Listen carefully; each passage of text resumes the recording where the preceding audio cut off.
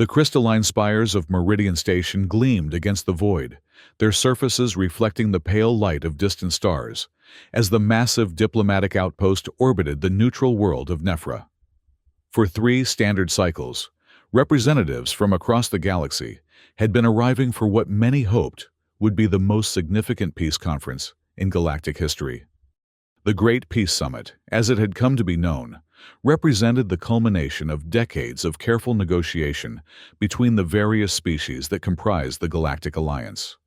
Ambassador Leora Kane of the Varric delegation stood before the vast observation deck, her elongated fingers pressed against the transparent aluminum as she watched the final shuttles dock. Her species' natural telepathic abilities allowed her to sense the mixture of hope and anxiety that permeated the station emotions, as varied as the beings who harbored them. The Varric had always served as mediators in galactic affairs, their empathic nature making them natural diplomats. But even Leora felt uncertain about the days ahead. The human delegation had arrived earlier that morning, their sleek vessels bearing the distinctive blue and silver insignia of Earth's United Colonies. At their head was Jonathan Riker, chairman of the Human Council of Representatives, a man whose reputation preceded him throughout known space. Some called him brilliant, others ruthless, but none questioned his effectiveness in advancing human interests across the galaxy. Leora had studied the files extensively.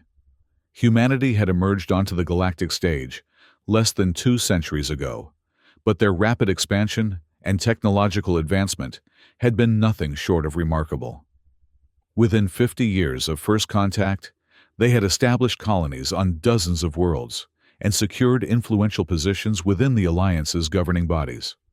Their diplomatic corps was renowned for its sophistication and charm, yet whispers in the shadows spoke of something darker beneath the polished exterior.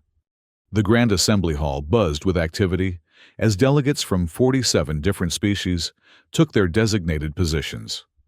The Dravani contingent, led by Ambassador Tarzus, with his distinctive scaled hide and predatory grace, occupied the eastern section. The gaseous ethereals maintained their environmental suits in the upper galleries, while the silicon-based crystalline entities clustered near the chamber's western wall, where the lighting was optimal for their photosynthetic processes. Leora found her assigned seat in the primary circle, directly across from where Riker would deliver the opening address. As she settled into the biomechanical chair that adjusted to her physiology, she couldn't shake the feeling that something fundamental was about to change. Her people's gift for sensing emotional undercurrents had never led her astray, and today those currents felt turbulent, dangerous. Riker entered the chamber with practiced confidence, his tailored diplomatic uniform displaying just the right amount of formality without appearing ostentatious. His sandy hair was perfectly styled, his smile warm and welcoming as he greeted various delegates with the kind of personal attention that made each feel valued. Yet Leora noticed something others might miss. The way his security detail positioned themselves with military precision, the subtle bulge of concealed weapons beneath their formal attire, the nearly imperceptible hand signals that passed between them. Honored representatives. Riker began, his voice carrying clearly through the chamber's acoustic enhancement system. We gather today, not as separate species pursuing individual interests, but as citizens of a shared galaxy working toward a common future. Humanity is proud to host this summit, and we pledge our complete commitment to the principles of peaceful coexistence that have brought us together. The words were perfect, delivered with exactly the right mixture of humility and confidence. Yet something in Riker's tone made Leora's skin crawl. She had heard similar speeches before, but there was an undertone here that her empathic senses couldn't quite interpret. It wasn't deception exactly, but rather something like controlled predation. For too long, Riker continued, our various species have competed for resources, territory, and influence. The time has come to move beyond such primitive motivations and embrace a new paradigm of cooperation. Humanity offers not just our words, but our actions as proof of this commitment. As if summoned by his speech, A series of soft chimes echoed through the chamber, indicating an incoming priority message to the station's central command.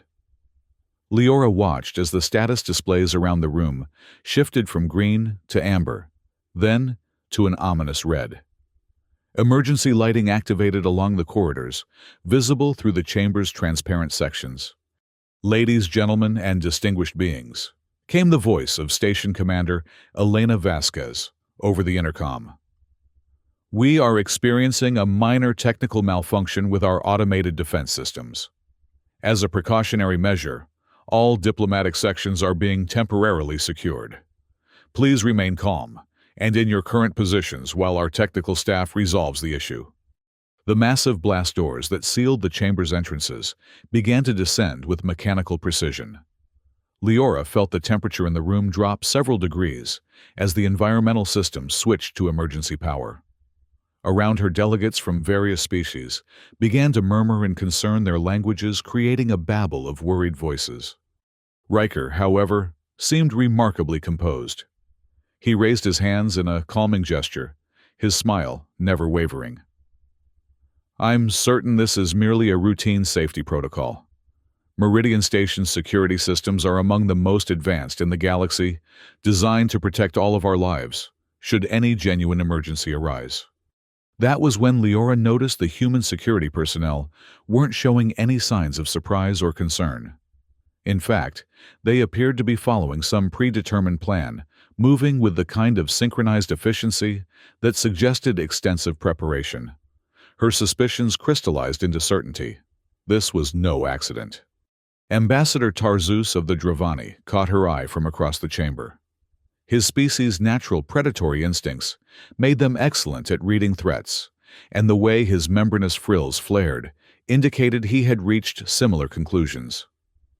The Dravani were among the few species who had consistently questioned humanity's rapid rise to prominence, their own warrior culture, making them naturally suspicious of what they perceived as human aggression, disguised as diplomacy.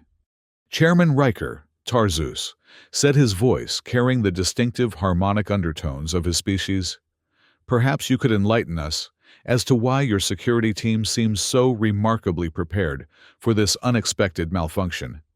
Riker's smile widened, but Leora caught something predatory in his eyes. "Ambassador Tarzus, I appreciate your concern for security. After all, the safety of every delegate here is paramount to the success of our mission." That was when the weapon systems activated. Throughout the chamber, panels slid open to reveal automated defense turrets that emerged with mechanical precision.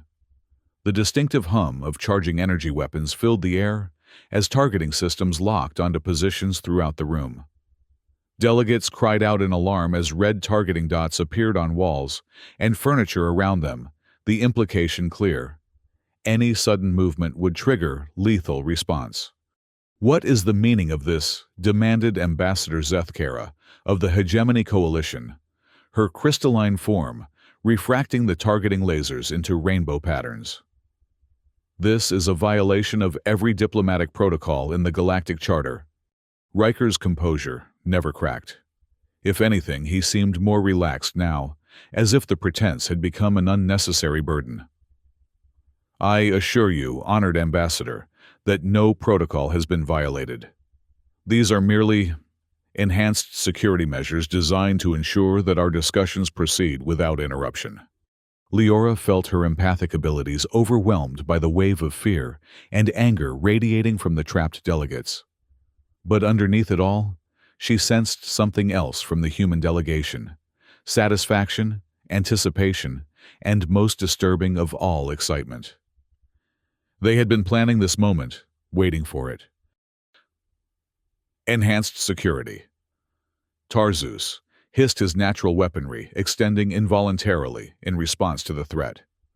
"You have transformed a diplomatic summit into a hostage situation." Such dramatic language," Riker replied, settling comfortably into his speaking position.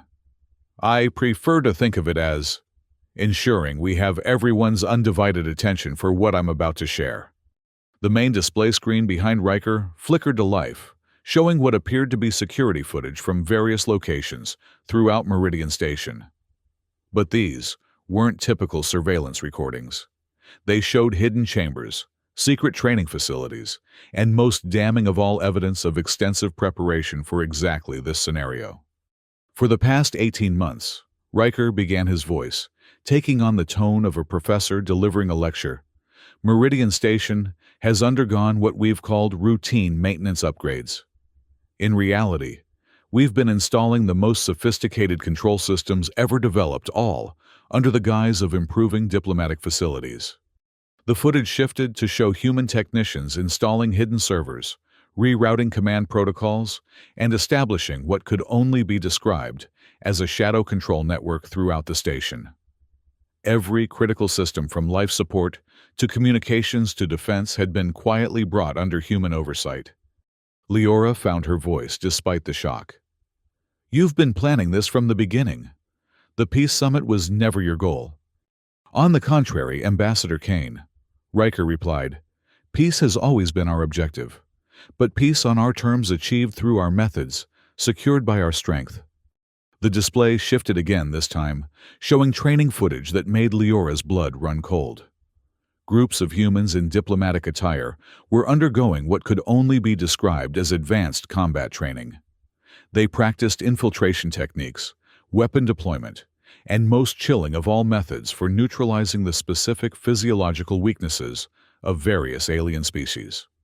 "What you're seeing," Riker explained with obvious pride, "represents the culmination of humanity's greatest diplomatic achievement. Every member of our delegation, every diplomat who has served in our embassies across the galaxy, has undergone training that would make your finest military specialists envious." Ambassador Korvash of the Stellar Confederation, a being whose species prided itself on logical analysis, spoke with barely controlled fury. "You have weaponized diplomacy itself. Every treaty, every agreement, every moment of supposed cooperation has been a deception." "Not deception," Riker corrected, "preparation. You see, we've always understood something that the rest of you seem to have forgotten in your pursuit of civilized discourse. The galaxy is still fundamentally a place where predators determine the fate of prey." The words hung in the air like a physical presence. Around the chamber, delegates representing billions of sentient beings began to understand the true scope of what humanity had accomplished. They hadn't simply joined the galactic community. They had infiltrated it, studied it, and positioned themselves to control it. Your species have spent millennia developing elaborate philosophical frameworks around concepts like justice, equality, and mutual respect. Riker continued, beginning to pace as he spoke. "You've created beautiful theories about how advanced civilization should behave. But theory and reality are different things entirely." Leora felt something breaking inside her, not just personally, but on behalf of everything the galactic community had tried to build. "We trusted you. We opened our worlds, our cultures, our very governments to human participation. And we're grateful for that trust," Riker replied, with what might have been genuine sincerity. "It allowed us to learn everything we needed to know about your capabilities, your weaknesses, your decision-making processes. Knowledge that has proven invaluable in designing appropriate responses to any potential threats to galactic stability." "Threats." Tarzus roared, his warrior instincts fully engaged, despite the targeting systems trained on him. "The only threat here is human duplicity." Riker's expression grew serious for the first time since the systems had activated. "Ambassador Tarzus, your own species understands the predator mindset better than most. In nature, the strongest don't apologize for their strength. They use it to ensure survival and prosperity for their offspring. Humanity has simply applied that same principle on a galactic scale." The display shifted once more, showing star charts with human colonies, trade routes, and military installations marked throughout known space. What became clear was that humanity hadn't been content with the worlds they'd been granted. They had systematically established hidden outposts, created shadow fleets, and built parallel infrastructure that existed completely outside the Alliance's oversight. Over the past 50 years, Riker explained, we've constructed what we call the secondary network. Independent shipyards, private military contractors' research facilities that answer to no galactic authority. Every human colony world serves dual purposes: official diplomatic and economic functions, and covert preparation for the day when subtlety would no longer be necessary. Engineer Amina Val, a Virac technical specialist, who had been working on the station's systems, suddenly understood something that made her cry out in horror. The maintenance cycles, the system upgrades. You haven't just been installing control mechanisms. You've been mapping every defensive capability, every emergency protocol, every possible response to exactly this situation. Very good, Riker nodded approvingly. Yes, we've spent considerable time understanding not just how to control galactic infrastructure, but how to neutralize any attempts to resist that control. Every military installation, every planetary defense grid, every fleet movement, all of it has been cataloged, analyzed, and when necessary, quietly compromised. The revelation hit the chamber like a physical blow. Decades of what had appeared to be growing cooperation and integration had actually been systematic preparation for conquest. Every human diplomat, every cultural exchange, every joint research project had been an intelligence-gathering operation on an unprecedented scale. Colonel Marcus Byrne, the human commander of Meridian Station's security forces, stepped forward. His previous appearance as a by-the-book military officer had been replaced by something far more sinister. Chairman Riker speaks the truth. For 18 months, every security protocol on this station has been under human control. Every communication, every movement, every thought you've believed private has been monitored and recorded. Leora felt her empathic abilities recoil from the wave of malevolent satisfaction radiating from the human contingent. These weren't diplomats who had been forced into an unfortunate situation. They were predators who had finally stopped pretending to be anything else. The beautiful thing about this moment, Riker continued, is that it represents perfect efficiency. Every species that might pose a threat to human interests, every leader who might organize resistance, every individual with the capability to disrupt our plans. All of you are here in this room under our complete control. The targeting systems shifted slightly, their mechanical precision terrifying, as they tracked minute movements among the delegates. The message was clear. Any attempt at resistance would result in immediate and lethal response. "What do you want?" Ambassador Kane asked, her voice steady despite the terror she felt radiating from every being in the chamber. "Want?" Riker seemed genuinely puzzled by the question. "Ambassador, we already have what we want. We want galactic peace, and we've created the conditions necessary to achieve it. We want prosperity for all species, and we've established the infrastructure to ensure it happens efficiently. We want security for future generations, and we've eliminated the possibility of destructive conflicts between species." "By eliminating the possibility of choice," Tarzus snarled. "Choice is a luxury that civilizations can afford only when they're not in danger," Riker replied. "Look around you. 47 different species each, with their own evolutionary imperatives, their own survival drives, their own territorial instincts. Left to your own devices, you would inevitably return to the same patterns that have plagued galactic history for millennia: competition, conflict, and eventually war." The logic was terrifyingly coherent. Leora realized that from the human perspective, this wasn't conquest. It was conservation. They genuinely believed they were saving the galaxy from itself by assuming control of it. "So you decided that humanity should be the species to make those choices for everyone else?" she asked. "We decided that humanity was the species best equipped to make those choices," Riker corrected. "Our evolutionary history prepared us for exactly this role. We emerged from a world where constant competition and adaptation were necessary for survival. We developed technologies, social structures, and strategic thinking capabilities that allowed us to dominate our environment completely." He gestured toward the displays, showing human achievements across the galaxy. Within 2 centuries of achieving spaceflight, We've established ourselves as the most influential force in galactic politics. We've done this not through superior firepower, though we possess that, but through superior understanding of how power actually works. The chilling truth was that he was right. Humanity had achieved more in 2 centuries than most species accomplished in millennia. They had studied their competitors, identified weaknesses, and exploited opportunities with ruthless efficiency. The other species in this galaxy, Riker continued, have spent so much time developing philosophical frameworks for how they think civilization should work that they've forgotten how it actually does work. Civilization isn't sustained by good intentions or noble ideals. It's sustained by the willingness and ability to use force to maintain order. Engineer Val, who had been quietly working at her portable interface, suddenly looked up with alarm. Chairman Riker, the containment protocols you've activated. They're not just securing this chamber. You've isolated every delegation on the station. Every species representatives are trapped in similar situations throughout Meridian. Of course they are, Riker confirmed. This is a galaxy-wide revelation, not just a local demonstration. At this moment, similar conversations are taking place at every major diplomatic facility, every alliance headquarters, every critical infrastructure node, under what was previously thought to be neutral control. The scope of the operation was breathtaking. This wasn't just a takeover of a single space station.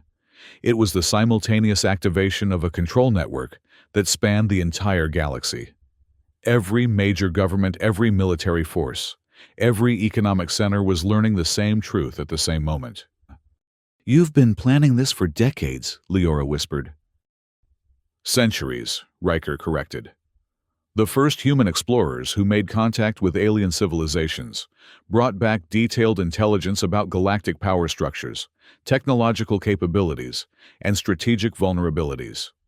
Every subsequent interaction was designed to gather additional information while positioning humanity for this moment. The revelation recontextualized everything. The human reputation for adaptability, their skill at forming alliances, their apparent enthusiasm for cultural exchange. All of it had been intelligence gathering on an unprecedented scale. They had studied their future subjects with scientific precision, while those subjects welcomed them as friends. "The most impressive aspect of human strategic thinking," Tarzus said with grudging respect, "is your patience. Most predatory species strike quickly when they sense weakness. You waited until you were certain of total victory." "Thank you," Riker replied, apparently taking the observation as a compliment. "Yes, we recognized early on that premature action would only create unnecessary resistance. It was far more efficient to allow the existing galactic order to function, while we quietly assumed control of its fundamental mechanisms." The display screens shifted once more, showing real-time feeds from across the galaxy. Human fleets were emerging from hidden bases. Human administrators were assuming direct control of critical facilities, and human diplomats throughout the galaxy were revealing their true nature as occupation forces. "This is the end of the Galactic Alliance as you've known it," Riker announced. "Tomorrow you'll begin operating under the Terran Protectorate, a more efficient system that eliminates the chaotic inefficiencies of democratic decision-making, while ensuring that every species can contribute to galactic prosperity according to their capabilities." Leora felt something break inside her that went beyond personal despair. She was witnessing the death of everything the galactic community had tried to build. The dream of cooperation between equals, the hope that different species could find common ground, the belief that civilization could transcend the brutal logic of survival that had governed their separate evolutionary histories. "You're destroying something beautiful," she said quietly. "We're preserving something functional," Riker replied. "Beauty is subjective. Stability is measurable. Under human administration, there will be no more wars between species, no more competition for resources that leads to conflict, no more uncertainty about the future that creates fear and aggression, and no more freedom." Ambassador Zethkara observed her crystalline form dimming, as if in mourning. "Freedom to make poor decisions isn't freedom worth having," Riker countered. Every species in this galaxy will have the freedom to develop their cultures, pursue their interests, and live according to their values, within parameters that ensure those pursuits don't threaten galactic stability. The parameters, of course, would be determined by humanity.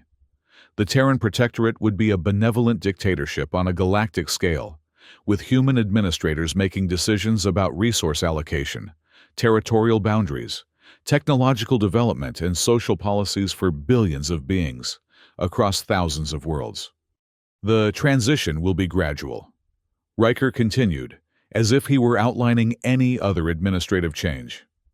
Existing governmental structures will remain in place, but ultimate authority will rest with human coordinators who have been trained specifically for this responsibility. Economic systems will continue functioning, but trade agreements and resource distribution will be optimized according to Protectorate guidelines. Engineer Val looked up from her interface with growing horror. You're not just taking control of governments and military forces. The implementation protocols show you're planning to control information flow, educational curricula, even cultural expressions that might promote what you consider destabilizing ideas. Comprehensive solutions require comprehensive implementation, Riker confirmed. It would be irresponsible to assume control of galactic security while allowing factors that could undermine that security to persist unchecked. Leora finally understood the full scope of human intentions. This wasn't just political conquest. It was civilizational engineering on an unprecedented scale. Humanity intended to reshape galactic society according to their vision of efficiency and stability, eliminating anything that might threaten their control or challenge their decisions.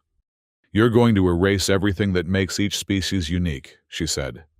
We're going to preserve everything that makes each species valuable, Riker corrected.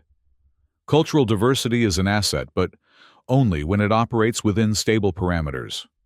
Religious expressions, artistic traditions, social customs. All of these will continue to flourish under Protectorate guidance.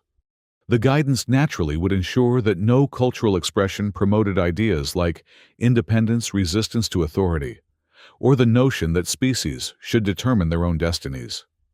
It would be cultural preservation through cultural control, maintaining the appearance of diversity while eliminating its substance.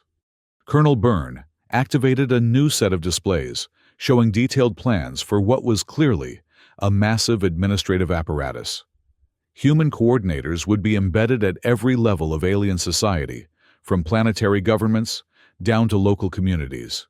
They would monitor compliance with Protectorate guidelines, identify potential resistance movements, and ensure that every aspect of daily life contributed to overall stability. The beauty of this system, Byrne explained, is that it eliminates the need for overt oppression. Most species will experience improved living conditions, better resource distribution, and enhanced security. The only beings who will find life under the Protectorate unpleasant are those who insist on prioritizing abstract principles over practical benefits. Abstract principles like self-determination, Leora thought. Like the right to make mistakes. Like the belief that sapient beings should be free to choose their own paths, even if those paths led to conflict or inefficiency. Resistance will be minimal, Riker added, because resistance will be pointless. We've spent 2 centuries mapping every possible threat to this operation and developing appropriate countermeasures. Every military force, every intelligence agency, every potential leader who might organize opposition, all have been identified, and appropriate measures have been prepared. The appropriate measures, Leora suspected, would be as comprehensive and efficient as everything else about the human operation. Species that adapted to Protectorate rule would be allowed to maintain their civilizations under human oversight. Those that didn't adapt would simply cease to exist as independent entities. What about the species that refused to accept this? Tarzus demanded. That choice will be respected, Riker replied, with what might have been genuine sincerity. Any species that finds Protectorate membership unacceptable will be free to withdraw from galactic civilization and pursue whatever path they choose within their own territory. The catch, of course, was that withdrawal would mean complete isolation. No trade, no communication, no access to the technological and cultural benefits of galactic civilization. It would be a choice between submission and solitary confinement on a civilizational scale. "You've thought of everything," Leora said with bitter admiration. "We've tried to," Riker confirmed. "This operation represents the culmination of humanity's greatest intellectual achievement, the complete analysis and subsequent control of galactic civilization.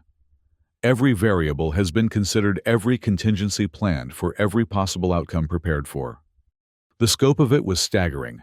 Generations of human planners had worked to create this moment, studying alien psychology, mapping galactic infrastructure, identifying key pressure points that would allow maximum control with minimum force. It was conquest through comprehension, domination, through preparation, victory, through patience. "The most remarkable aspect," Colonel Byrne observed, "is that until this moment, most of you probably considered humanity to be just another member species of the Alliance. Even now, I suspect some of you are having difficulty accepting the reality of what we've accomplished." He was right. Despite everything she had seen and heard, part of Leora's mind still struggled to process the transformation of humans from allies into overlords.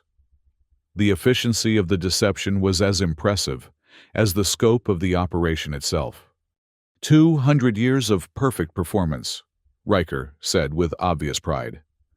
Every human diplomat, every cultural attaché, every trade representative, every military liaison, all maintained their cover identities flawlessly while gathering intelligence and establishing the infrastructure necessary for this transition. The human capacity for long-term deception was apparently as advanced as their strategic planning capabilities. They had built an entire civilization around the goal of eventual galactic domination, while convincing everyone around them that they were simply enthusiastic participants in galactic democracy. "We studied your psychology as carefully as we studied your technology," Riker continued. "We learned how each species makes decisions, what motivates your leaders, what fears drive your populations, what hopes inspire your cultures. That knowledge allowed us to predict your responses to every situation and plan accordingly." They had turned empathy into espionage, using their understanding of alien psychology, not to build genuine relationships, but to manipulate those relationships toward predetermined outcomes. It was perhaps the most sophisticated intelligence operation in galactic history, and it had been conducted with perfect success for 2 centuries. Engineer Val looked up from her interface with something approaching awe. "The computational requirements alone must have been staggering. You've been running predictive models for the behavior of entire civilizations across hundreds of different scenarios." "We've had some help with that," Riker admitted. "Human artificial intelligence capabilities are somewhat more advanced than we've allowed the galactic community to understand. Our computational systems have been modeling galactic civilization dynamics for over a century, refining their predictions with each new data point." Even their technology had been part of the deception. While publicly participating in joint research projects and technological exchanges, humanity had been secretly developing capabilities that far exceeded anything they had revealed to their alien colleagues.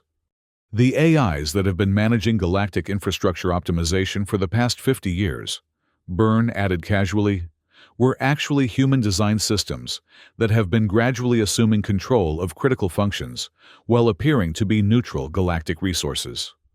The revelation hit like a physical blow. The technological marvels that had improved life throughout the galaxy, the computational systems that had optimized trade routes and resource distribution, the artificial intelligences that had become indispensable to galactic civilization, all had been human creations designed to facilitate eventual human control. Every improvement in galactic efficiency, every enhancement to communication networks, every upgrade to security systems, Riker explained, has been part of a coordinated effort to position humanity at the center of galactic civilization, while making that civilization dependent on our continued involvement. They had made themselves indispensable by secretly providing the tools that made galactic civilization function, then revealed that those tools had always been under their control. It was technological dependency, weaponized on an unprecedented scale. The transition period will last approximately 1 standard year. Riker announced returning to his role as administrator, explaining new policies. During that time, existing governments will continue to function, while human coordinators assume oversight responsibilities. Military forces will be reorganized under protectorate command structure. Economic systems will be optimized for maximum efficiency and resource distribution. And if anyone resists during this transition period, Tarzus asked. Resistance will be managed through appropriate means, Colonel Byrne replied. In most cases, that will involve economic and technological incentives to encourage cooperation. In extreme cases, more direct intervention may be necessary. The euphemisms were as chilling as direct threats. Economic incentives meant controlling access to resources necessary for survival. Technological intervention meant disabling the systems that maintained planetary civilizations. Direct intervention meant military action against any species that refused to submit. The goal, Riker emphasized, is always to achieve compliance with minimum disruption. Destroyed civilizations serve no useful purpose. We want every species to thrive under protectorate guidance, not merely survive under protectorate control. The distinction was important to them. This wasn't genocide or enslavement, it was management. From the human perspective, they were assuming responsibility for galactic civilization, the same way a parent assumes responsibility for a child. The fact that the child had no choice in the matter was simply a necessary aspect of effective parenting. Leora felt her empathic abilities overwhelmed by the complexity of emotions filling the chamber. Fear and anger were obvious, but underneath them, she sensed something that might have been resignation. The scope of human preparation was so complete, their control so comprehensive, that resistance seemed not just futile but absurd. The most difficult aspect of this transition, Riker said, with what appeared to be genuine sympathy, will be psychological. Most of you have spent your entire lives believing that galactic civilization was a cooperative endeavor between equals. Accepting the reality that it has always been a human operation disguised as democratic cooperation will require significant mental adjustment. The psychological warfare was as sophisticated as everything else. Rather than simply imposing control through force, humanity was revealing that control had always existed, hidden beneath layers of comfortable illusion. They were destroying not just independence, but the very memory of independence. Some of you may find it helpful, Colonel Byrne suggested, to think of this moment not as the end of your civilization's autonomy, but as the beginning of their maturity. Childhood is characterized by the illusion of independence. Adulthood requires accepting the reality of interdependence and authority. They were reframing conquest as growth submission, as wisdom, the loss of freedom as the gain of security. It was manipulation on a philosophical level, designed to make victims grateful for their victimization. Engineer Val suddenly looked up with alarm. Chairman Riker, the protocols you've activated aren't just for controlling the station. According to these readings, you're preparing to initiate similar lockdowns at every major population center in the galaxy simultaneously. That's correct, Riker confirmed. The revelation of protectorate authority needs to be coordinated across all relevant locations to prevent panic and ensure smooth transition. By tomorrow, every major government military installation and economic center in the galaxy will understand their new status. The operation was even larger than they had imagined. This wasn't just about controlling the delegates at this summit. It was about simultaneously revealing human authority to every significant concentration of power in galactic civilization. It was a coordinated revolution that would transform the political reality of known space in a matter of hours. The timing has been calculated to minimize resistance and maximize acceptance, Byron explained. Human administrators have been positioned at critical locations throughout the galaxy for months, waiting for this moment. When the protocols activate, They'll be able to assume control of essential functions immediately. How many people are involved in this operation? Leora asked, trying to comprehend the scope of what she was witnessing. Every human in the galaxy, Riker replied simply. This has been our species' primary objective since we first encountered alien civilization. Every human colony, every human organization, every human individual has been working toward this moment in some capacity. The unity of purpose was staggering. An entire species had maintained a coordinated deception for 2 centuries, with every member playing their assigned role in a plan that spanned generations.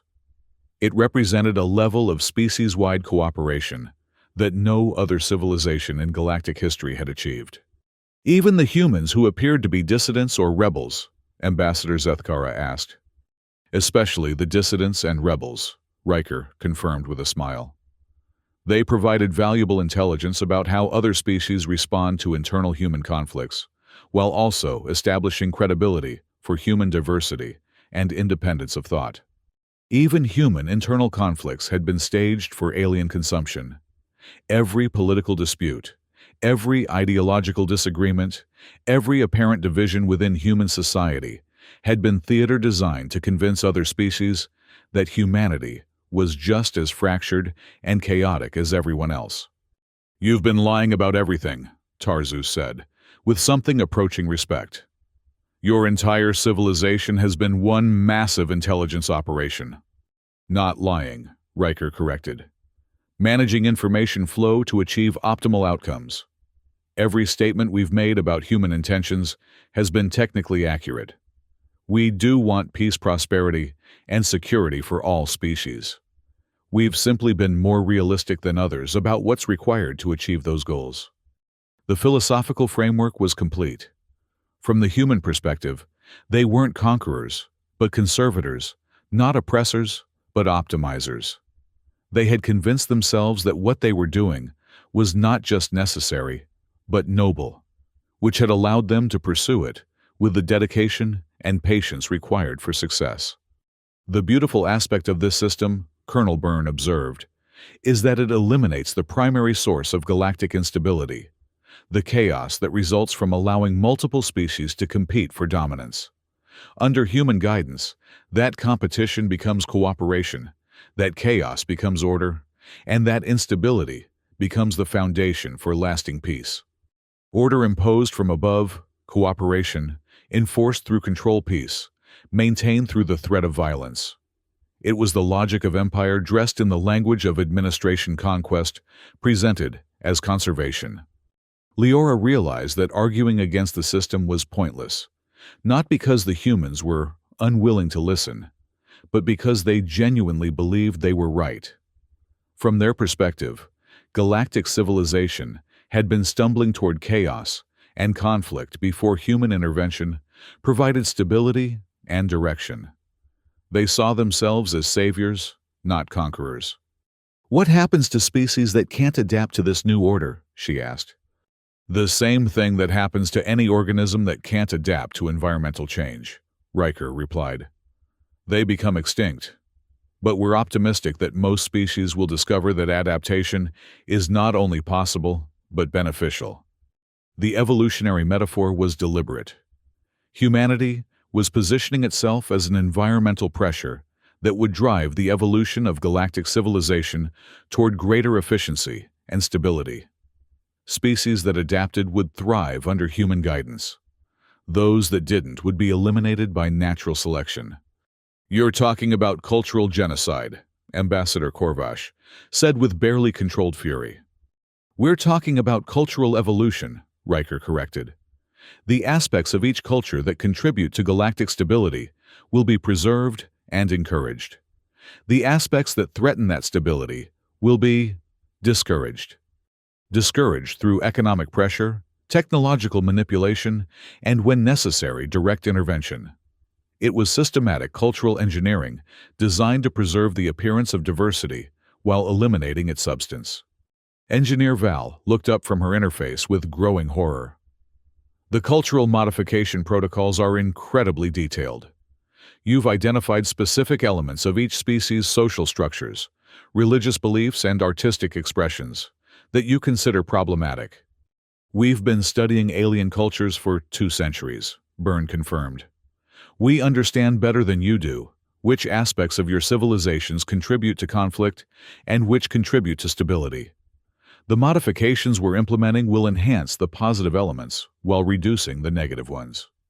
They would be editing civilizations like documents, preserving the parts they found useful, while deleting the parts they considered problematic. It was cultural curation on a galactic scale, with humanity serving as both editor and audience.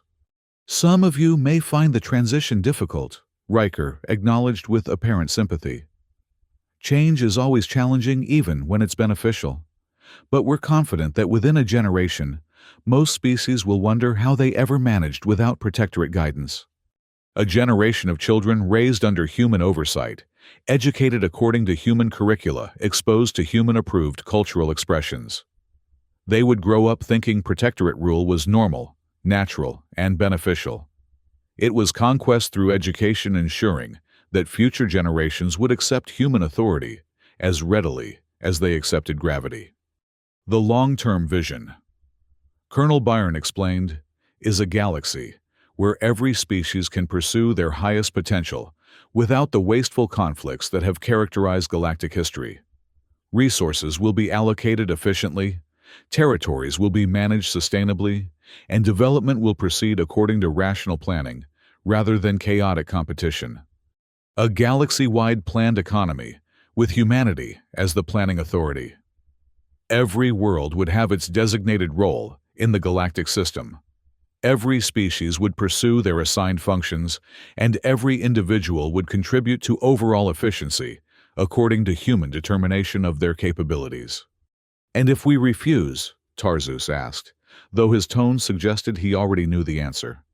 Then, you'll discover what happens to organisms that refuse to adapt to environmental change, Riker replied. But we're optimistic that won't be necessary. Most intelligent species, when presented with clear evidence of the benefits of cooperation, choose cooperation. The benefits would be real: improved living standards, enhanced security, optimized resource distribution. The cost would be the loss of the right to make fundamental decisions about their own civilization's futures. It was a trade many species might find attractive, especially after experiencing the alternatives. Leora felt something fundamental shifting inside her as she began to understand the true scope of what humanity had accomplished. This wasn't just conquest. It was the completion of galactic evolution, with humanity serving as the final stage of civilizational development. Every other species was being relegated to the status of specialized organs in a larger organism controlled by the human nervous system. You've turned the entire galaxy into a single entity with humanity as its brain, she said quietly. That's a very astute observation, Riker replied, with genuine approval. Yes, we're implementing what you might call the civilization of galactic civilization. Individual species will continue to exist and function, but as part of a larger, more efficient system, rather than as competing entities. The metaphor was perfect and terrifying. Humanity wasn't eliminating other species. They were incorporating them into a larger organism where each would perform specialized functions under central control. It was biological imperialism, disguised as administrative efficiency. The transition will be challenging, Riker continued, but the results will justify the difficulties.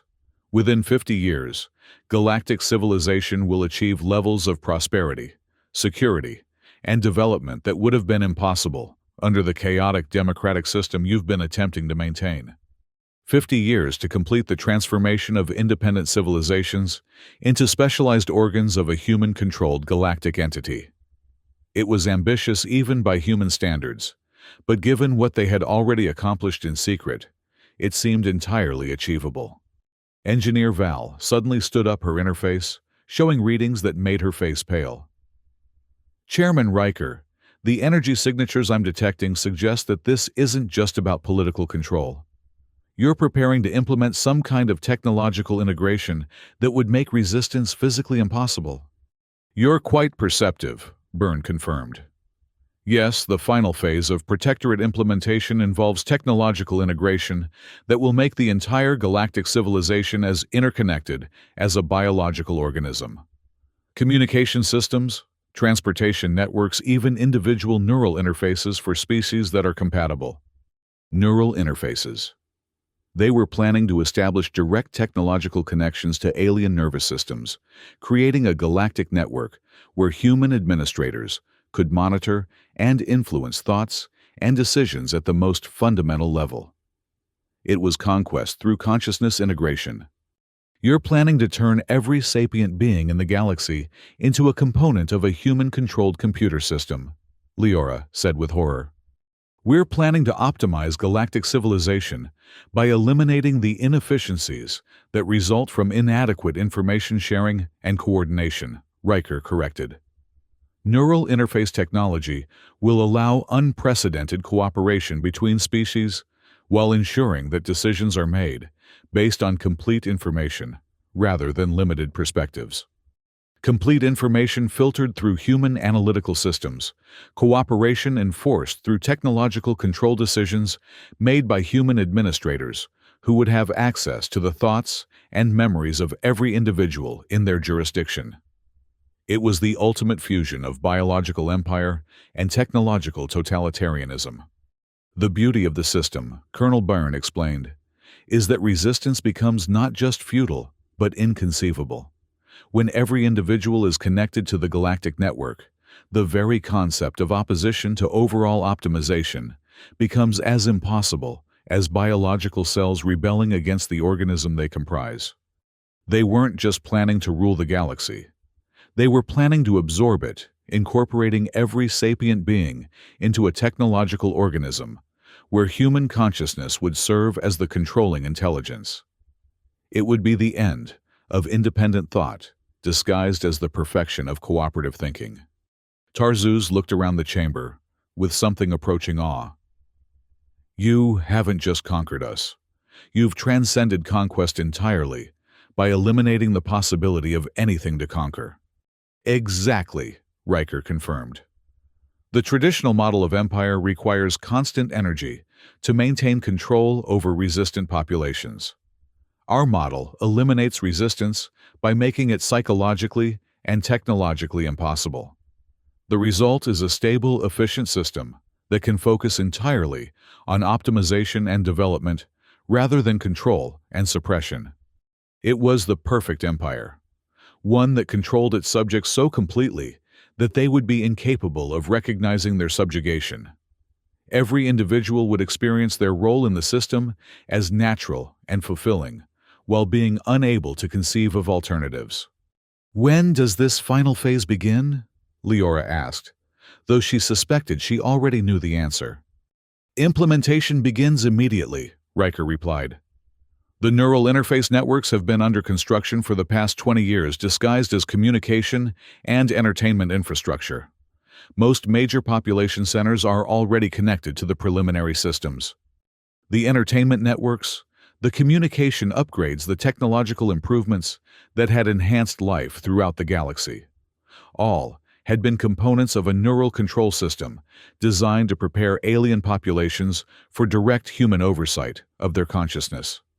Within 6 months, Colonel Byrne added, full integration will be complete. Every sapient being in the galaxy will be connected to the Galactic Optimization Network with human coordinators serving as system administrators. 6 months to complete the transformation from galactic democracy to technological totalitarianism. It was an impossibly short time frame, which meant the infrastructure was already in place and waiting for activation. Engineer Val stared at her interface readings, with the expression of someone witnessing the end of everything she had believed possible. The energy requirements for this operation are enormous. You must have been building power generation capabilities in secret for decades. We've been building everything in secret for decades, Riker confirmed.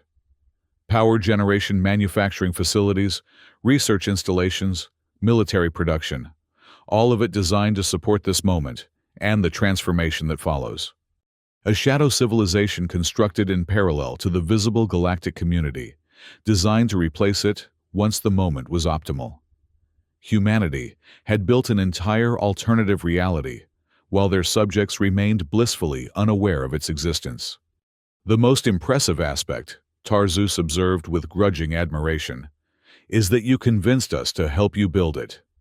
Every joint project, every technology exchange, every cooperative research effort contributed to your hidden infrastructure.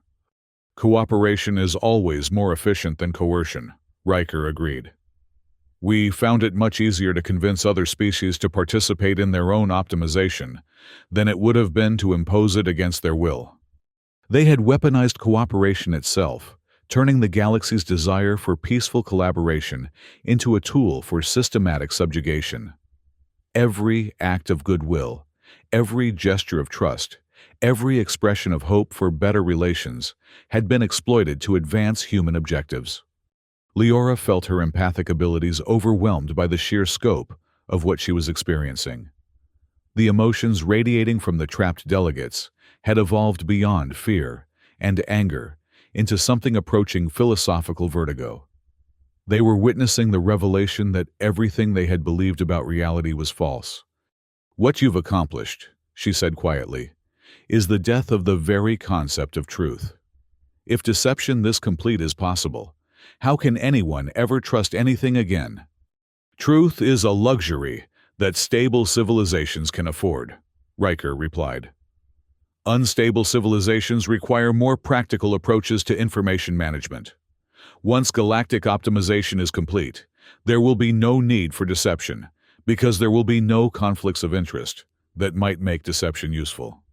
No conflicts of interest because there would be only one interest: human-defined galactic efficiency. Every individual, every species, every world would pursue the same objectives, according to the same criteria, eliminating the possibility of disagreement or opposition. You're describing the end of consciousness, as we understand it," Ambassador Korvash said with scientific detachment that couldn't quite hide his horror. "Individual awareness becomes meaningless when it's integrated into a larger system that controls its function. We're describing the evolution of consciousness beyond its primitive individual limitations," Colonel Byrne corrected. "Galactic consciousness will be capable of achievements that no individual or species could accomplish alone. Achievements defined and directed by human values pursued according to human methods, evaluated by human criteria.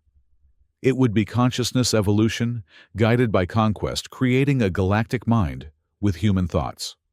The transition period will include extensive educational programs," Riker announced, returning to his administrative tone.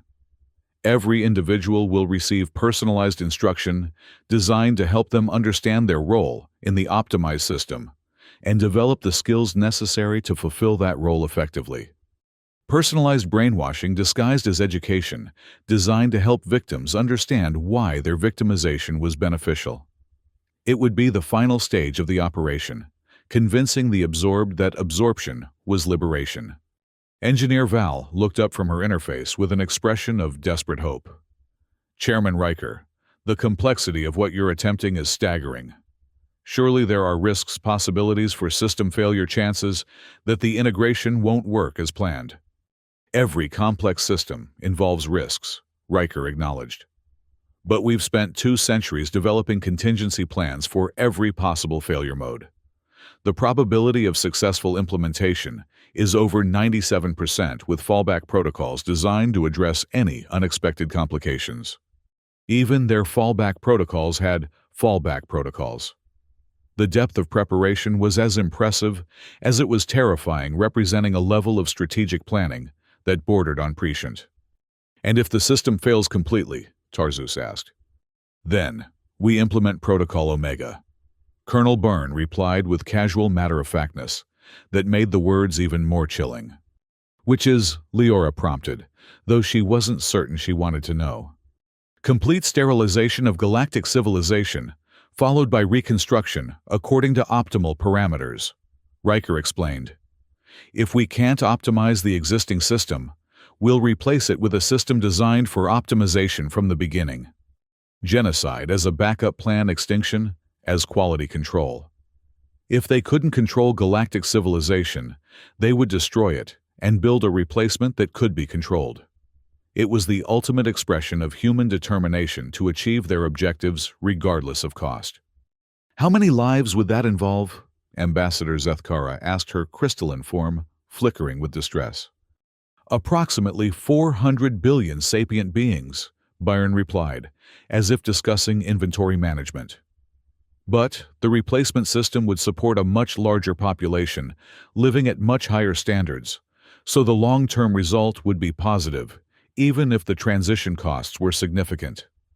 Positive according to human calculations, beneficial according to human values, justified by human logic.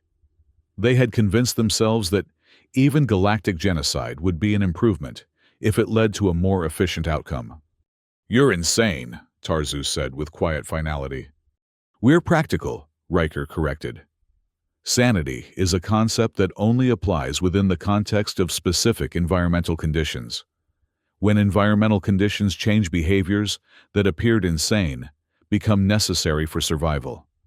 They had redefined sanity itself to justify their actions. From their perspective, the chaos and inefficiency of galactic democracy was insane, while their systematic approach to optimization represented perfect rationality. Leora realized that continuing to argue was pointless. The humans weren't implementing this system because they were evil or mistaken. They were implementing it because they genuinely believed it was the right thing to do. They had constructed a complete philosophical framework that justified their actions not just as necessary, but as moral. "What happens now?" she asked. "Now we begin the final transition," Riker replied. "The protocols we've activated here will be replicated throughout the galaxy over the next 6 hours. By tomorrow morning, Galactic Standard Time, every major population center will understand the new reality. And then we begin the work of optimization," Colonel Burns said with something approaching enthusiasm. "Resource allocation, territorial reorganization, cultural modification, technological integration, all the tasks necessary to transform a chaotic democracy into an efficient organism. The work of empire disguised as the work of improvement. They would reshape galactic civilization according to their vision, while maintaining the illusion that they were simply helping it reach its full potential." "Some of you may find the changes difficult," Riker acknowledged. "Change is always challenging, even beneficial change. But we're confident that within a generation, the improvements will be so obvious that resistance will seem as archaic as any other primitive behavior. Resistance as primitive behavior, submission as evolution, acceptance as wisdom."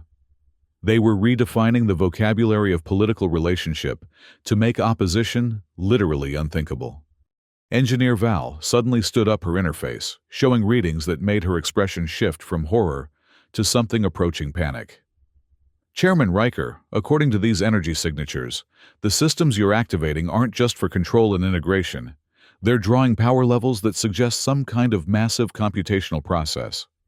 "Very good," Riker confirmed with approval. "Yes, the optimization process requires extensive computational analysis of galactic civilization patterns. We need to model every aspect of the existing system before we can implement improvements." "What kind of modeling?" Leora asked, though she suspected the answer would be worse than anything she could imagine. "Complete behavioral analysis of every sapient being in the galaxy," Byrne replied. "Their decision-making patterns, their emotional responses, their social relationships, their potential for various types of contribution to galactic efficiency. They were planning to analyze the personality psychology and potential of every individual in galactic civilization as part of the optimization process. It would be the most comprehensive invasion of privacy in history, conducted on a scale that encompassed entire civilizations. The analysis will allow us to make optimal assignments for every individual," Riker explained. "Rather than allowing people to pursue careers and relationships based on limited information and irrational preferences, we'll be able to direct them toward roles where they can achieve maximum satisfaction while contributing maximum value to overall efficiency." Optimal assignments determined by human administrators, based on human criteria for efficiency and value. Every individual would be evaluated like a component in a machine and assigned to the role where they would provide maximum utility to the system. What about individuals who don't want the roles you assign them? Ambassador Corvash asked. Want is a function of information and conditioning, Colonel Byrne replied.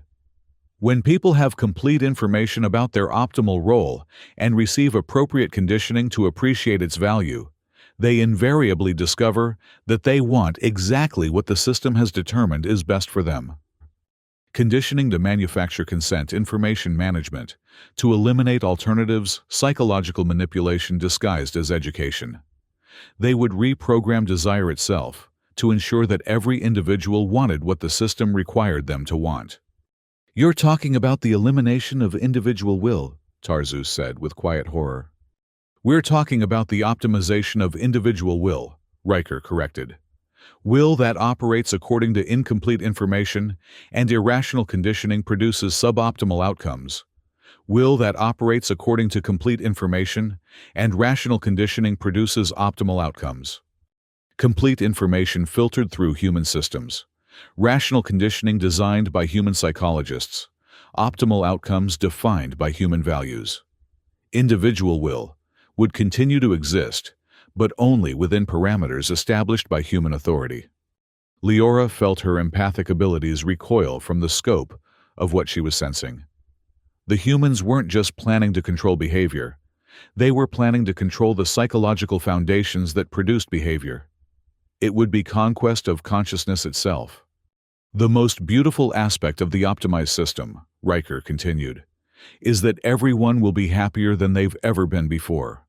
When individuals are perfectly matched to roles that utilize their capabilities optimally, when they're provided with everything necessary for maximum well-being, when they're part of a system that functions with perfect efficiency, satisfaction becomes inevitable.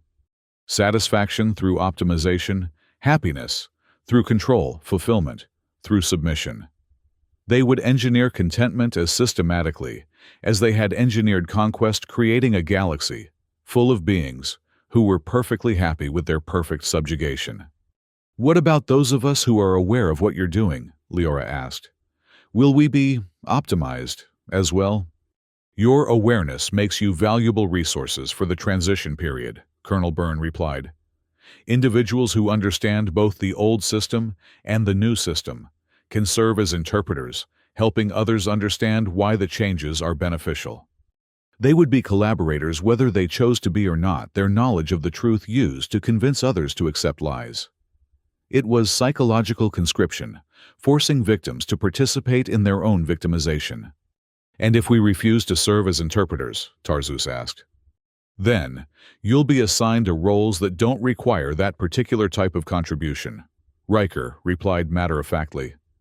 The system is designed to be flexible enough to accommodate various preferences and limitations. Accommodation that meant isolation, flexibility that meant punishment, roles that meant irrelevance. They would be marginalized and forgotten, their refusal to cooperate, making them useless to the system they had tried to resist. Engineer Val looked up from her interface with an expression of someone who had glimpsed something beyond horror. Chairman Riker, the computational processes you're running aren't just analyzing current populations. According to these power signatures, you're modeling genetic patterns, reproductive cycles, developmental trajectories. Yes, Riker confirmed. Optimization isn't just about current efficiency. It's about ensuring optimal development for future generations. The analysis includes genetic optimization protocols designed to enhance the capabilities of each species according to their assigned roles in the galactic system. Genetic engineering on a species-wide scale, evolutionary manipulation designed to create beings perfectly suited for their assigned functions in the human-controlled system. It would be biological conquest, redesigning life itself according to human specifications. You're planning to breed us like livestock, Ambassador Zethkara said with crystalline horror. We're planning to guide natural evolution toward optimal outcomes, Byrne corrected. Rather than allowing random genetic variation to produce suboptimal traits, will encourage the development of capabilities that enhance both individual well-being and systemic efficiency. Evolution as administration, natural selection as quality control, genetic diversity as a resource to be managed for maximum utility. They would become the gardeners of galactic biology, cultivating species like crops, according to their utility requirements. The genetic optimization protocols are entirely voluntary, Riker assured them. No individual will be forced to participate in genetic modification programs. However, participation will be strongly encouraged through various incentive structures. Voluntary participation enforced through systematic coercion choice that existed only within carefully constructed parameters. They would manufacture consent for genetic manipulation as efficiently as they had manufactured consent for political submission. What kind of incentive structures? Leora asked, though she dreaded the answer. Enhanced living standards, priority access to resources, optimal career assignments, preferred social status, Colonel Byrne enumerated. Individuals who participate in genetic optimization programs will find that their children have access to opportunities that wouldn't otherwise be available. Economic pressure applied to parental instincts. Social engineering designed to make genetic submission seem like responsible parenting. They would use love itself as a tool for species modification. And those who don't participate, Tarzus prompted, will find that their children face certain disadvantages in a system optimized for genetically enhanced capabilities, Riker replied. It's not punishment. It's simply the natural consequence of choosing suboptimal genetic configurations in an optimized environment. Natural consequences artificially engineered to encourage compliance, systematic disadvantage disguised as environmental adaptation. They would create conditions that made genetic modification seem necessary for children's welfare. Leora realized that they had thought of everything, planned for every possible response, prepared for every form of resistance. The system they were implementing wasn't just comprehensive. It was perfect, eliminating every possible avenue for opposition while maintaining the illusion of choice and benefit. "How long have you been planning the genetic modifications?" she asked. "Since we first encountered alien life," Riker replied. "Understanding the biological capabilities and limitations of each species has always been a priority for human research. The genetic optimization protocols represent the culmination of 2 centuries of xenobiological study. 2 centuries of studying alien biology, not to understand it, but to control it. Every medical exchange, every biological research project, every genetic database had been part of an intelligence operation designed to enable species-wide manipulation. The most exciting aspect, Colonel Byrne said with genuine enthusiasm, is that the genetic modifications will allow us to create species that are perfectly adapted for cooperation rather than competition. Aggressive instincts can be minimized, cooperative behaviors can be enhanced, and territorial drives can be redirected toward productive rather than destructive purposes. They would engineer docility into every species, creating beings that were psychologically incapable of resistance, while remaining capable of productive labor. It would be the biological perfection of political control. "You're talking about the destruction of everything that makes each species unique," Ambassador Korvash observed. "We're talking about the enhancement of everything that makes each species valuable," Riker corrected. "Uniqueness that contributes to galactic efficiency will be preserved and improved. Uniqueness that threatens systemic stability will be refined. Refined through genetic manipulation, enhanced through biological engineering, improved through the elimination of inconvenient traits, like independence, curiosity, and the capacity for resistance." Engineer Val stared at her readings with the expression of someone witnessing the end of biological diversity itself. "The scale of what you're proposing is unprecedented. You're planning to reshape the evolutionary trajectory of every species in the galaxy." "We're planning to optimize the evolutionary trajectory of every species in the galaxy," Byrne corrected. Evolution through random mutation and environmental pressure is inefficient and often produces counterproductive results. Evolution through systematic design and controlled pressure produces optimal results. Controlled evolution designed adaptation, systematic improvement, according to human definitions of optimization. They would become the gods of galactic biology, shaping life according to their vision of perfection. The timeline for full genetic optimization is approximately 50 generations, Riker announced. But benefits will be visible within the first generation, encouraging continued participation in the programs. 50 generations to completely reshape every species in the galaxy according to human specifications. It was biological conquest that would make political conquest seem trivial in comparison. What about species that are incompatible with your genetic modifications? Tarzus asked. Incompatible species will be assisted in developing alternative adaptation strategies, Colonel Byrne replied. If genetic modification isn't possible, technological enhancement can achieve similar results. If neither approach is viable, alternative arrangements can be made. Alternative arrangements that undoubtedly meant extinction, technological enhancement, that meant mechanical control adaptation strategies, that meant the elimination of biological independence. Leora felt something breaking inside her that went beyond personal despair or species-specific horror. She was witnessing the planned destruction of the very concept of biological diversity, the systematic elimination of evolutionary independence, the transformation of life itself into a human-controlled industrial process. "You're not just conquering civilizations," she said quietly. "You're conquering life itself." "We're optimizing life itself," Riker corrected, with what might have been genuine conviction. Life that develops through random processes produces random results. Life that develops through systematic optimization produces optimal results. Optimal according to human criteria, systematic according to human methods, beneficial according to human values. They would remake biology in their own image while convincing themselves they were improving it. The ultimate goal, Colonel Byrne explained, is a galaxy where every form of life contributes to overall efficiency and well-being. Parasitic organisms will be eliminated, predatory behaviors will be redirected toward productive purposes, and competitive instincts will be channeled into cooperative frameworks. A galaxy-wide ecosystem designed like a garden with humanity as the gardeners and every other form of life as carefully tended crops. It would be the biological equivalent of their political system. Total control disguised as beneficial management. "What gives you the right?" Leora asked, though she knew the answer would be worse than the question.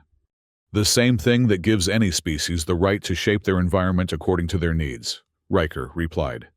"Capability combined with necessity. We have the capability to optimize galactic civilization, and the current situation makes such optimization necessary. Might is right capability, as authority necessity, as justification. They had constructed a moral framework that justified any action, as long as it served their vision of optimization. The current situation doesn't make optimization necessary," Tarzus objected. "The current situation could be improved through cooperation and negotiation." "Cooperation and negotiation are what created the current situation," Colonel Byrne replied. 2 centuries of democratic process have produced a galactic civilization that is fundamentally unstable, inefficient, and incapable of addressing its own problems effectively. Democratic process as the problem, systematic control as the solution, cooperation as the disease that required authoritarian cure. They had inverted every value that the galactic community had tried to build. "What problems are you referring to?" Ambassador Korvash asked. "Resource allocation, inefficiencies, territorial disputes, technological development imbalances, cultural conflicts, economic instabilities," Riker enumerated. Every problem that has plagued galactic civilization for the past century could be solved through systematic optimization. Problems that were actually the growing pains of a young civilization, challenges that were part of the learning process of cooperation difficulties that could be addressed through continued development, rather than totalitarian control. Those aren't problems that require the solution you're implementing, Leora pointed out. They're normal aspects of civilizational development. Normal doesn't mean optimal, Byrne replied. Traditional civilizational development is a process of random experimentation that produces random results. Systematic civilizational development is a process of controlled experimentation that produces optimal results. Controlled experimentation with entire civilizations as test subjects. Systematic development according to human specifications. Optimal results defined by human values. They had turned politics into science, while forgetting that science required ethics. Engineer Val looked up from her interface with an expression of someone who had just understood something that made everything worse. Chairman Riker, the energy signatures I'm detecting suggest that this isn't just about optimizing current galactic civilization. You're preparing to implement these same protocols throughout the local galactic cluster. Eventually, yes, Riker confirmed. Optimization that affects only one galaxy, while leaving neighboring galaxies unoptimized, would be incomplete. The long-term plan involves systematic expansion of the optimization protocols throughout accessible space. Intergalactic conquest disguised as universal improvement expansion, cloaked as optimization imperialism, presented as inevitable development. They weren't just planning to control the galaxy, they were planning to control the universe. The timeline for intergalactic expansion is approximately 1,000 years, Colonel Byrne added. But preliminary preparations are already underway. We've been developing the necessary technologies and identifying optimal target galaxies for the past century. 1,000 years to bring their system to the entire universe. Preliminary preparations that had been ongoing for a century. Target galaxies, already selected for future optimization. The scope of their ambition was literally astronomical. What makes you think you have the right to impose your system on entire galaxies? Tarzus demanded. The same thing that makes any life form think it has the right to expand into available ecological niches, Riker replied. Biological imperative combined with evolutionary advantage. Humanity has evolved the capabilities necessary for galactic optimization, so galactic optimization becomes our biological destiny.